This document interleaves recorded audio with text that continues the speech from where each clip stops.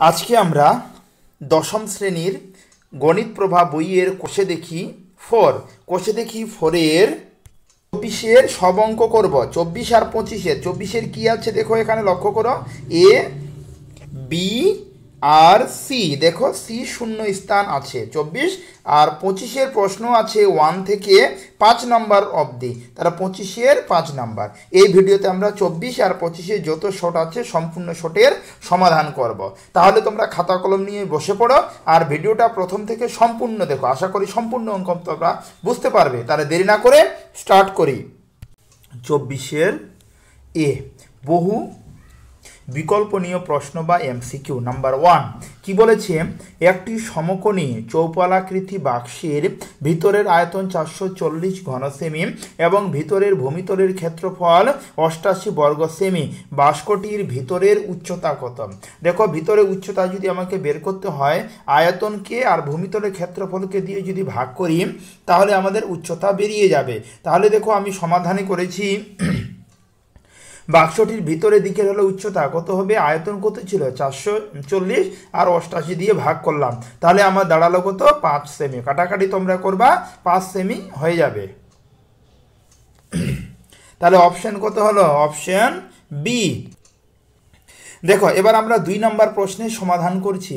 2 নম্বর প্রশ্ন কি আছে, যে একটি আয়ত ঘনাকার গর্তের দৈর্ঘ্য 40 মিটার এবং প্রস্থ 12 মিটার এবং গভীরতা 16 মিটার। ওই হলো গর্তের মধ্যে 5 মিটার দৈর্ঘ্য, 4 মিটার প্রস্থ এবং 2 মিটার পুরু তক্তা রাখা যাবে কয়টি? প্রশ্ন। তাহলে দেখো আয়ত ঘনকার গর্তের আয়তন দৈর্ঘ্য ইন্টু প্রস্থ ইন্টু উচ্চতা, তার আয়তন বের হলো। এবার হলো তক্তার আয়তন, তক্তা দেওয়া হচ্ছে দৈর্ঘ্য প্রস্থ আর উচ্চতা, তক্তার আয়তন এটা কত 5 গুণ 4 গুণ 2। তাহলে দেখো আয়ত ঘনকার গর্তের আয়তন সঙ্গে তক্তার আয়তনকে যদি ভাগ করি তাহলে আমার কত আসলো 192টি। তাহলে অপশন বি। তাহলে বলতে পারি 192টি তক্তা রাখা যাবে। এবার আমরা 3 নম্বর প্রশ্নের সমাধান করব। দেখো নাম্বার 3 নম্বর প্রশ্ন কি বলেছে, একটি ঘনকের পার্শ্বতলের ক্ষেত্রফল 256 বর্গমিটার, ঘনকটির আয়তন কত? পার্শ্বতলের ক্ষেত্রফল দেওয়া আছে, ঘনকের আয়তন বের করতে হবে। তাহলে দেখো ধরি ঘনকটির বাহুর দৈর্ঘ্য 1 সেমি, ঘনকটির বাহু কত ধরলাম আমি 1 সেমি। আচ্ছা এবার তাহলে শর্তানুসারে ঘনকের আয়তন কত হবে, 4x এর মাথায় স্কোয়ার, ক্ষেত্রফল x এর মাথায় স্কোয়ার হয় যেহেতু আয়তন, তার 4x এর মাথায় স্কোয়ার, আর বইতে দেওয়া আছে আয়তন কত 256। ক্লিয়ার?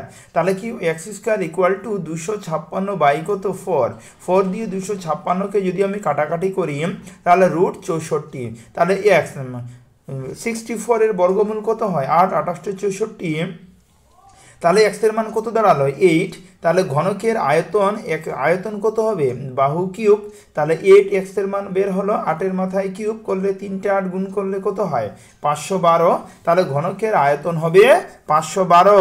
ডি নাম্বার প্রশ্নের সমাধান হয়ে গেল। এবার আমরা ডি বলছি 3 নম্বর প্রশ্নের সমাধান হয়ে গেল। এবার আমরা 4 নম্বর প্রশ্নের সমাধান করছি। দুটি ঘনকের আয়তনের অনুপাত 1:27 হলে ঘনক দুটির সমগ্র তলের ক্ষেত্রফলের অনুপাত কত? তাহলে ধরি ঘনক দুটির বাহুর দৈর্ঘ্য যথাক্রমে x ও y একক। ক্লিয়ার? ঘনক দুটির বাহু কত ধরলাম x ও y। তাহলে শর্ত অনুসারে আয়তন কি হবে, তাহলে x এর মাথায় কিউব আর y এর মাথায় কিউব আয়তন। যেহেতু এখানে আয়তনের অনুপাত দেওয়া আছে, আমরা জানি আয়তন মানে কি বাহুর দৈর্ঘ্যের মাথায় কিউব প্রস্থের মাথায় কিউব, তাহলে কিউব করলাম, তাহলে 1/27। তাহলে দেখো x বাই y মাথায় কিউব 1/27 আছে, তাহলে আমরা যদি 1/3 লিখি এর মাথায় কিউব করি কত হবে 27 হবে।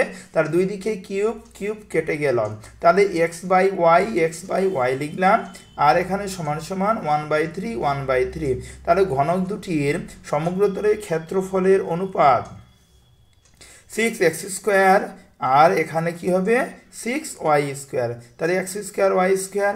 তাহলে এটা যদি আমি করি স্কোয়ার করি কত হবে, তাহলে স্কোয়ার করব আমরা x এর মধ্যে, দেখো x y এর মধ্যে এটা না লিখলেও হতো, x আর y এর মাথায় স্কোয়ার আর 1/3। ক্লিয়ার? তাহলে দেখো কত হবে, এক্স 1-এর মাথায় স্কোয়ার মানে 1 হয়, 3-এর মাথায় স্কোয়ার মানে 9 হয়, 3 3 9। তাহলে উত্তর দাঁড়ালো ঘনক দুটি সমগ্র তলের ক্ষেত্রফল 1:9, অপশন সি। এটা প্রশ্নের সমাধান হয়ে গেল। দেখো এবার হলো 4 নম্বর প্রশ্নের সমাধান, 5 নম্বর প্রশ্নের সমাধান করব আমরা 24-এর।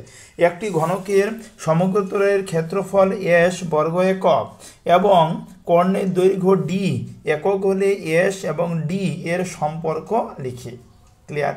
তাহলে ধরি ঘনকের বাহুর দৈর্ঘ্য এ একক, তাহলে দেখো এস ইকুয়াল টু 6a² মানে ক্ষেত্রফল যদি আমরা বের করি ঘনকের, তাহলে কি করি 6 গুণ বাহু স্কোয়ার, তাহলে ক্ষেত্রফল বইতে দেওয়া আছে এস, তাহলে এস ইকুয়াল টু 6 বাহু স্কোয়ার।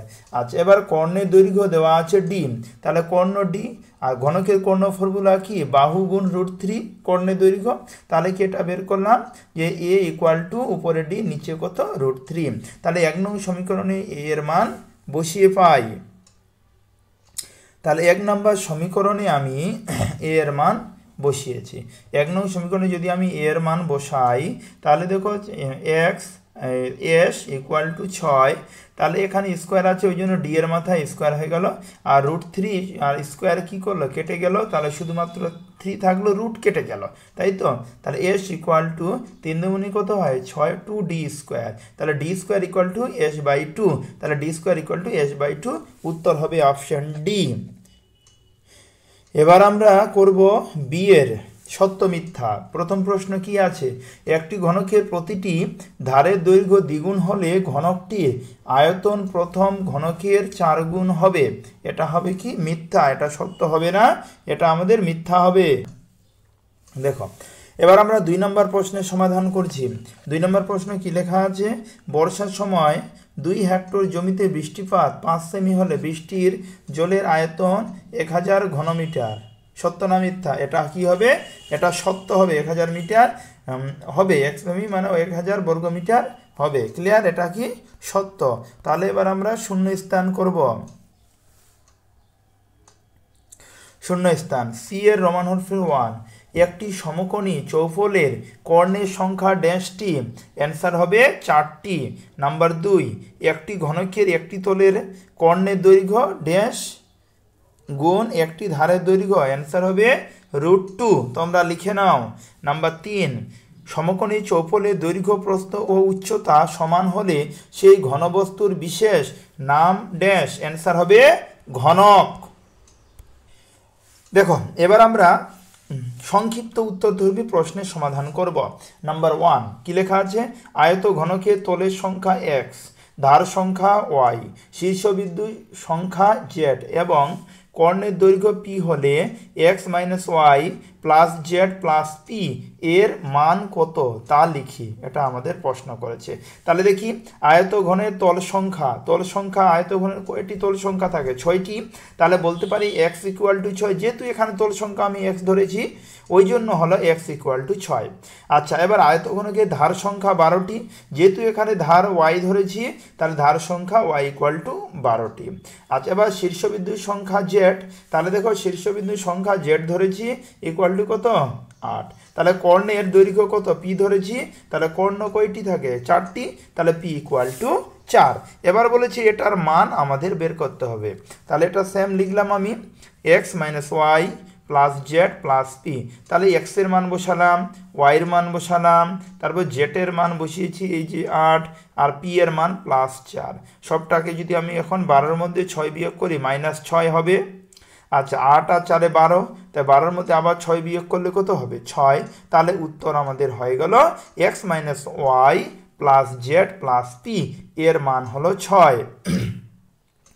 এবার আমরা 25-এ 2 নম্বর প্রশ্নের সমাধান করছি। কি লেখা যে দুইটি আয়তঘনের মাত্রাগুলির দৈর্ঘ্য যথাক্রমে 4 6 4 একক এবং 8 2h - 1 2 একক। যদি আয়তঘন দুটির ঘনফল সমান হয় তাহলে h এর মান কত তা লিখি। এটা প্রশ্ন করেছে, দুটি আয়তঘনের মাত্রাগুলির দৈর্ঘ্য। আচ্ছা রেডি, সমাধান।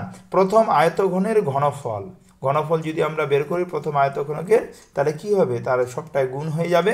তাহলে 4 গুণ 6 গুণ 4 গুণ করলাম, কত হলো 96 ঘন একক। এবার দ্বিতীয় আয়তঘনের ঘনফল, তার দ্বিতীয়টার ক্ষেত্র কি হবে 8 আর 2h - 1 2, এটা গুণ সহকারে করলাম, তাহলে আমার দাঁড়ালো 8 × 2 = 16 2h - 1 ঘন একক। তাহলে বইতে দেওয়া আছে দ্বিতীয়টি সমান 96।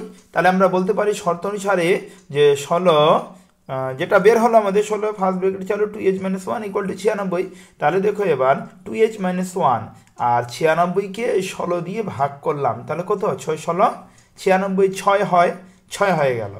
তাহলে 2h = 6 -1 ছিল, ওইদিকে গেলে +1 হয়ে গেল। তাহলে h = 6 আর কে কত হয় 7, আর নিচে কত হলো 2, 7কে 2 দিয়ে ভাগ করলে 3.5 বা 3 পূর্ণ 1 2 হয়। তাহলে h এর মান আমাদের বেরিয়ে আসবে, h এর মান কত হবে 3.5। দেখো এবার আমরা 3 নম্বর প্রশ্নের সমাধান করব। কি লেখা আছে, খুব ইম্পর্টেন্ট প্রশ্ন এটা, তোমরা ভালো করে দেখো। একটি ঘনকের প্রত্যেকটি ধারের দৈর্ঘ্য 50% বৃদ্ধি পেলে ঘনকটির সমগ্র তলের ক্ষেত্রফল শতকরা কত বৃদ্ধি পাবে তা হিসাব করে লিখি। এই প্রশ্নটা কিন্তু খুব ইম্পর্টেন্ট। আচ্ছা দেখো, একটি ঘনকের প্রত্যেকটি ধারের দৈর্ঘ্য 50% বৃদ্ধি পেলে ঘনকটি সমগ্র তলে ক্ষেত্রফল শতকরা কত বৃদ্ধি পাবে তা হিসাব করে লিখি। যে ধরি ঘনকের বাহুর দৈর্ঘ্য a একক, তাহলে ঘনকটি সমগ্র তলের ক্ষেত্রফল 6a²।